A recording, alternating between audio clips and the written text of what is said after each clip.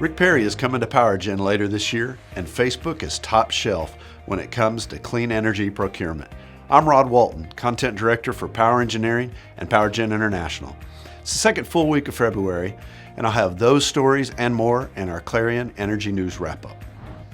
The U.S. Energy Information Administration says that overall electricity consumption will grow slowly over the next 3 decades, but renewables generation will rise more quickly than other sources. The EIA's Annual Outlook 2020 forecasts that wind and solar will outpace all other newly added sources of electricity generation through 2050. Energy efficiency efforts will impact demand, which EIA predicts will be at a lesser rate than GDP over the same period. Even so, the U.S. will continue to produce historically high levels of crude oil and natural gas, which will lead to unprecedented levels of export to other nations.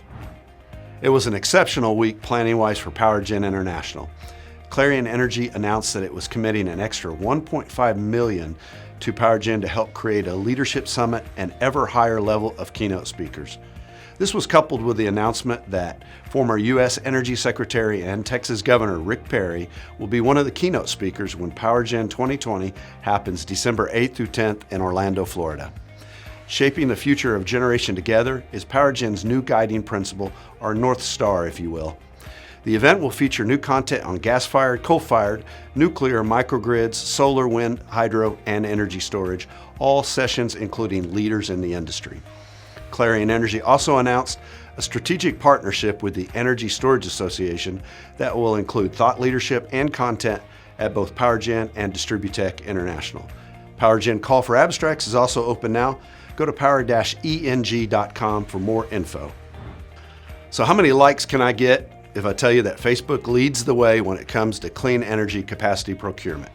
This according to the new Deal Tracker report by the Renewable Energy Buyers Alliance. According to the report, as much as 1,546 gigawatts of renewable energy capacity was procured in 2019, much of that pushed by demands from companies meeting energy sustainability goals. The top 10 energy buyers for renewables was Google, AT&T, Microsoft, T-Mobile, Walmart, Amazon, and the Ball Corporation, among others. Facebook, though, led the way with 1.55 gigawatts in clean energy procured, mostly through long-term PPAs. Utilities may be retiring coal-fired plants throughout the U.S., but the Department of Energy is working to help that industry find a way forward. The DOE announced $64 million in federal funding to help prospective coal-fired power plants get built smaller, less expensive, and with much lower carbon footprints. Secretary Dan Brouillette touted the fund for cost-shared research and development projects for the Coal First Power Plants of the Future program. Coal is critical for grid stability, Brouillette said, and will be built in developing countries around the world even if we don't. The key in the U.S., according to the DOE, is to make coal-fired power cleaner, more flexible, and cheaper to build. Well, that's it for this edition of the Clarion Energy News Wrap-Up. I'm Rod Walton. Thank you for watching.